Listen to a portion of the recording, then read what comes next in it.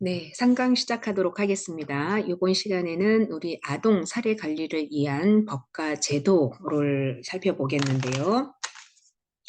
아동에 대한 지원 제도는 그간의 아동 학대에 대응하기 위해서 다양한 대책에도 불구하고 아동 학대가 줄어들지 않고 있는 상황을 무겁게 받아들여서 아동 학대를 예방하고 아동 보호 체계를 강화하기 위한 대책을 마련하는 것을 개정한 그 아동복지법.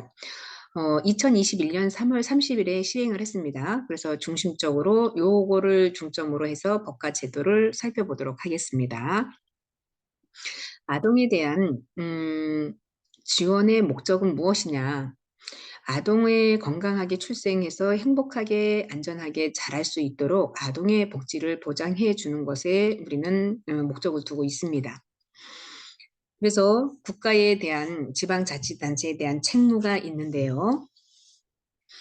국가와 지방자치단체는 아동의 안전, 건강, 복지 이런 증진을 위해서 아동과 그 보호자 및 가정을 지원하게 하는 정책과 보호 대상 아동 및 지원 대상 아동의 권익을 증진시키기 위해서 정책을 수립 시행해야 한다라고 되어 있습니다. 장애 아동의 권익을 보호하기 위해서 필요한 시책을 강구해야 하고 아동의 자신 또는 부모와 성별, 연령, 종교, 사회적 신분, 재산, 장애 유무, 출생 지역, 인종 이런 어떠한 종류의 차별도 받지 아니해야 할 필요가 바로 시책을 강구해야 하는 목적인데요. 아동의 권리에 관련된 협약에 보면은 규정된 아동의 권리 및 복지 증진 등을 위해서 필요한 시책을 수립하고 시행하고 이에 필요한 교육과 홍보를 하고 아동의 보호자가 아동을 행복하고 안전하게 양육하기 위해서는 필요한 교육을 지원해야 한다라고 하는 것이 아동복지법 제4조에 나와 있습니다. 아동 보호에 대한 서비스, 보호 서비스는 어떤 것이 있느냐라고 하면 첫 번째는 보호 조치이고 두 번째는 아동 복지 자료와 정보 그리고 또 효율적인 통합 관리라고 하는 것이고요.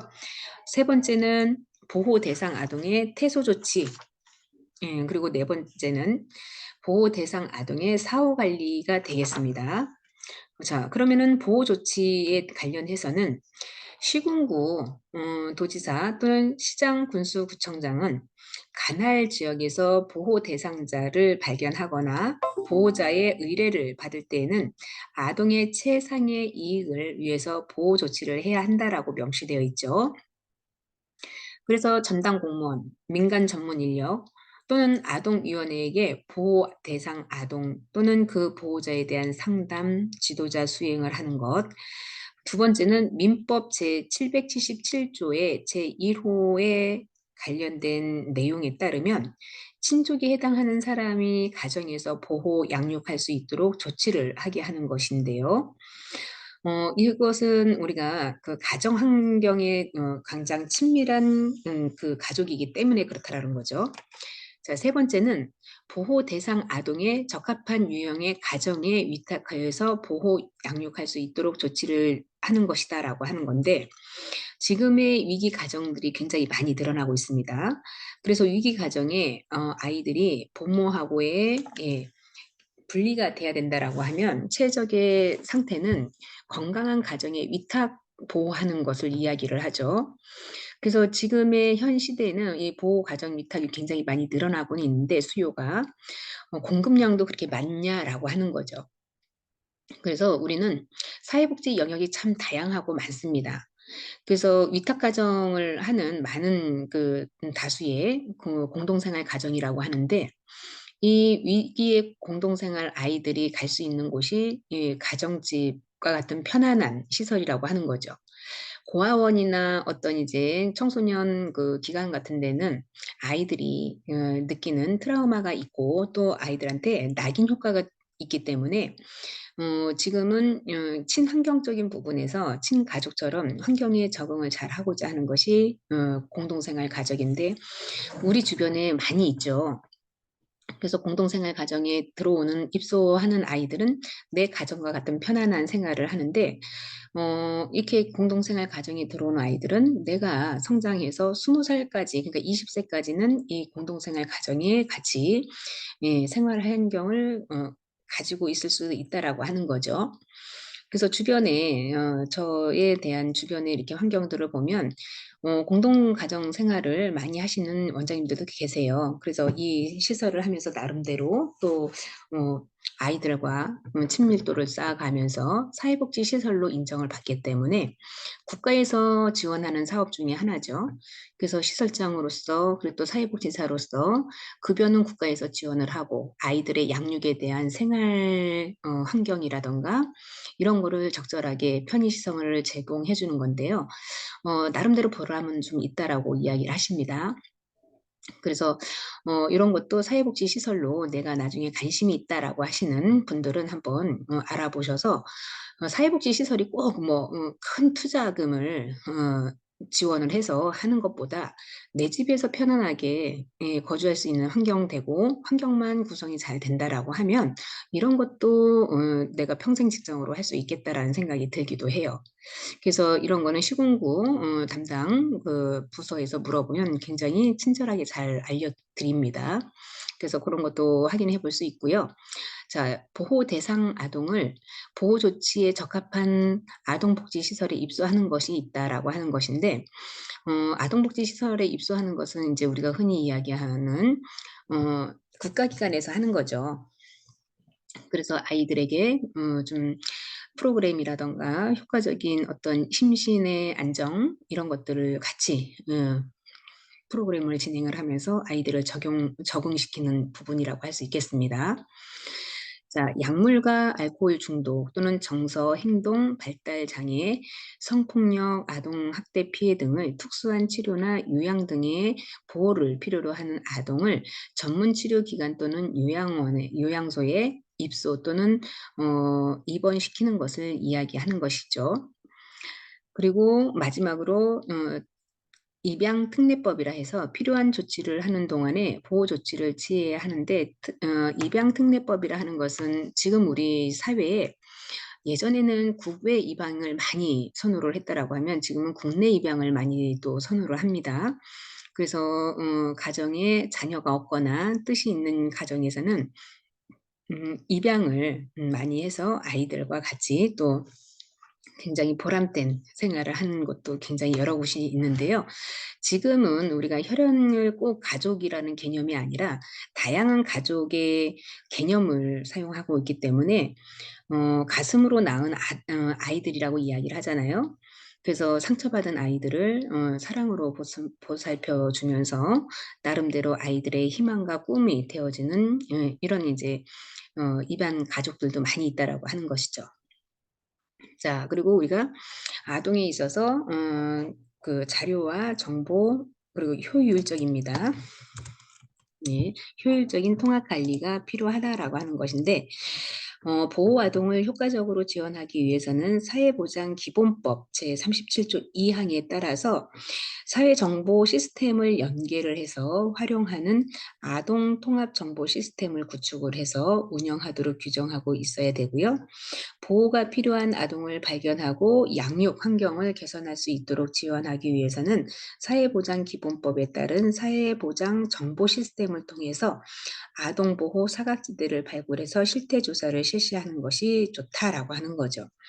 지금의 우리 사회복지 시스템은요, 통합 시스템이에요. 그래서 이게 무슨 얘기냐면 결국엔 사회보장 정보 시스템이 이제 전산망으로 통합적으로 이루어지다 보니까 굉장히 정보도 빨라야 되고 그리고 이제 그 서비스가 단편적으로 이루어지는 게 아니라 굉장히 신속하게 여러 가지 서비스가 누락되지 않고 또는 사각지대에 놓여 있지 않게 하려고 하는 것이다 보니까 통합 시스템으로 이용을 하고 있는데요. 굉장히 정보가 어떻게 보면 한번 노출되면 그냥 연달아서 개인 정보가 유출이 되는 경우도 있죠. 근데 인제 점점 사회 정보 시스템이 간소화되면서 편의성을 위해서 전산화 시스템을 하고도 있는데 어떻게 보면은 일하기는 굉장히 매끄럽고 쉽게 일을 할 수 있다라고 하는 장점은 있지요. 근데 이제 단점은 정보가 뚫렸을 때 보호를 받지 못하는 상황이 있을 수도 있다라고 하는 한계점은 좀 있습니다. 자, 그리고 네 번째는 우리가 보호 아동의 퇴소 조치인데요. 퇴소라고 하는 것은 연령이 뭐 이제 아이들 우리 흔히 뭐 이제 어 아이들 시설 쪽에 보면 보육원 같은 경우에는 만 18세이면 아이들이 예 인제 그 스스로 활동을 할 수 있게끔 떠나야 되는 상황인 거죠. 그래서 요보 대상의 연령이 18세에 달했거나 보호 목적이 달성했다라고 인정되면 시도 해당 지사나 시장 군수 구청장들은 대통령이 정하는 절차에 따라서 보호 중인 아동의 보호 조치를 종결해야 하고 해당 시설에서 퇴소시켜야 한다라는 게 이제 법적으로 되어 있죠. 다만 보호 대상 아동이 복귀하는 가정에 거주하는 아동 학대 행위자가 대통령이 정하는 상담이나 교육, 심리적인 치료 등에 참여하지 아니한 경우는 복귀할 수가 없다라고 되어 있죠.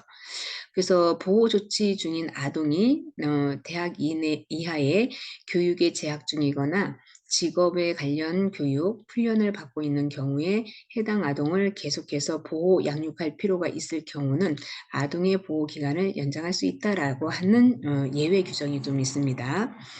자, 그리고 우리 네 번째는 보호 대상 아동의 사후 관리인데요. 시장 군수구청장들은 전담 공무원 등에 관련 공무원들을 민간 전문 인력으로 하여금 보호 조치의 종료로 가정으로 복귀한 보호 대상 아동의 가정을 방문해서 해당 아동의 복지 증진을 위해서 필요한 지도나 관리를 제공하게 할 수밖에 없다라고 하는 거죠. 이것이 바로 사후 관리라고 하는 거죠. 우리 일가견인에서는 매스컴에 보면은 아동이 피해를 입거나 학대를 당했을 경우에 굉장히 책임 소재에 있어서 관리 책임이 굉장히 좀 중요하게 여겨지죠. 그래서 요보 대상자들은 특히나 이제 가정 방문을 통해서 이들의 건강과 안녕을 필수적으로 체크하는 것이 바로 이렇게 사후 관리에 포함된 내용이라고 할 수 있겠습니다.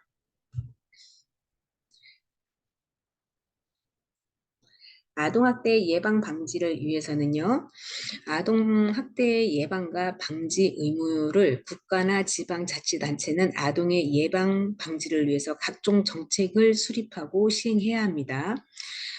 연구와 교육과 훈련, 아동학대 실태 조사를 또 해야 되고 신고 체계에 있어서 구축을 하고 운영을 해야 하고 마지막으로 네 번째는 피해 아동의 보호와 치료 및 피해 아동 가정에 대한 지원이 있어야 되고요. 또 그 밖에 대통령이 정하는 예방과 방지를 위해서 긴급 전화 설치를 한다거나 아동학대 신고 접수를 한다거나 현장 조사나 응급보호, 피해 아동의 가족, 아동학대 행위자에 대한 상담, 조사, 그리고 아동학대 전담 공무원들을 두어서 학대 아동에 대해서 사업을 활성화를 위해서 업무를 수행하도록 하는 것이 방지와 의무가 되겠습니다.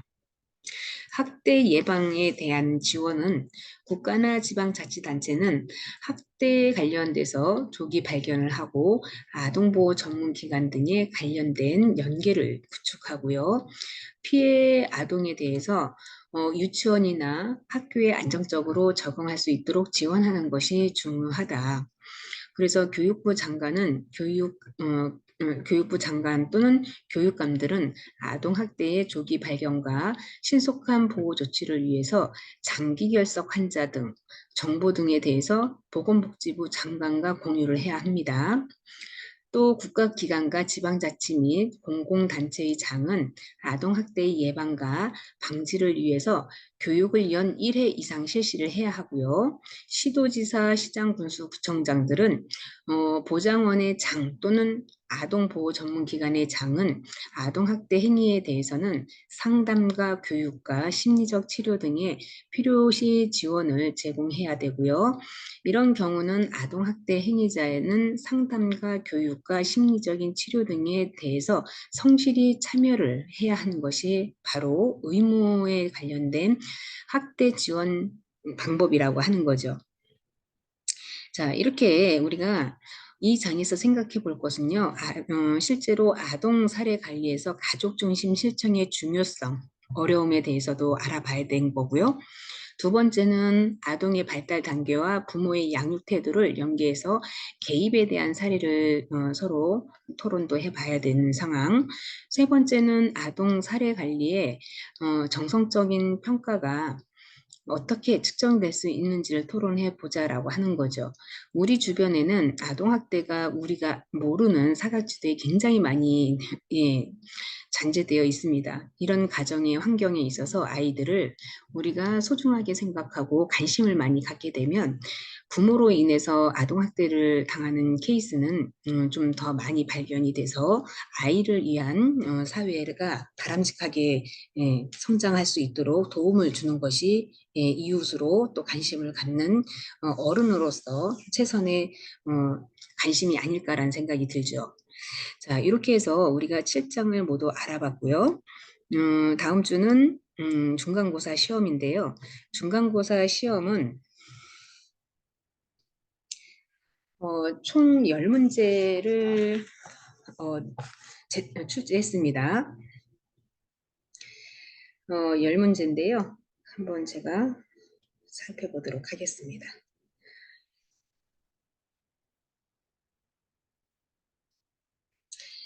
어,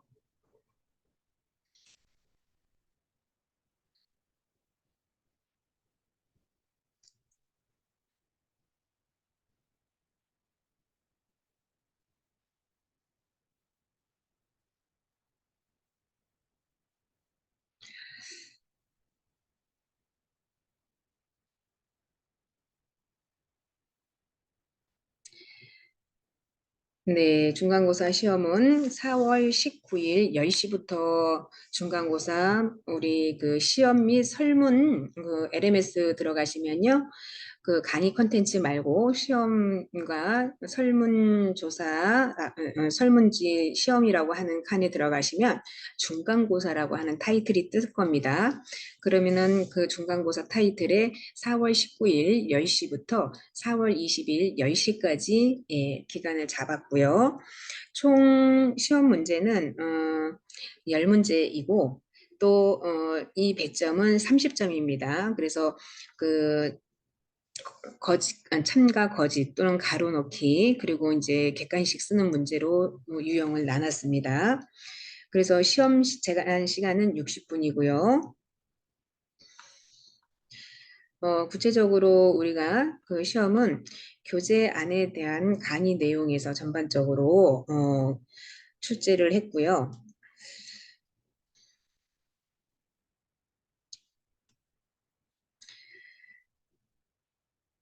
자, 서술형이 있는데요. 서술형도 우리가 이제 그 탈시설화에 대해서 탈시설화가 무엇인지 그거를 서술로 쓰셔야 되고요. 사례 관리의 주요 특성을 물어보는 문항이 있는데 요거는 사지선다형으로 낼 거고요. 또 사례 관리 통합적인 서비스 지원이 내용 뭐 이런 걸 구체적으로 좀 아시면 될 것 같고요. 그리고 사례 관리는 사회복지 실천에 있어서 지식과 기술, 가치에 기반된 방법이죠.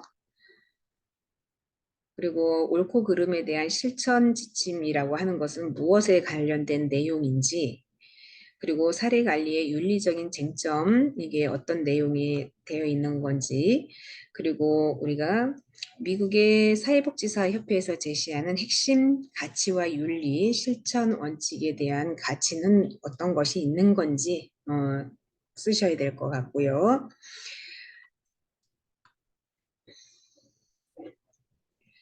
그리고 사례 관리에 관련해서 과정, 뭐 초기 단계, 사정 단계, 계획 단계, 그다음에 뭐 실행 및 점검 단계, 평가 단계 뭐 있죠. 그래서 구체적으로 그거에 대해서 뭐 간단하게 묻는 질문이고요. 그래서 수업을 잘 들으셨더라고 하면 특별히 뭐 어려운 문제 없이 잘 풀으실 수 있다라는 생각이 듭니다. 그래서 시험은 한 번 응시가 되면 두 번 다시 응시는 안 됩니다. 그렇기 때문에 정확하게 그 시험에 응시를 하시고, 그리고 과제 관련해서 이제 중간고사가 끝나면 과제를 낼 건데요.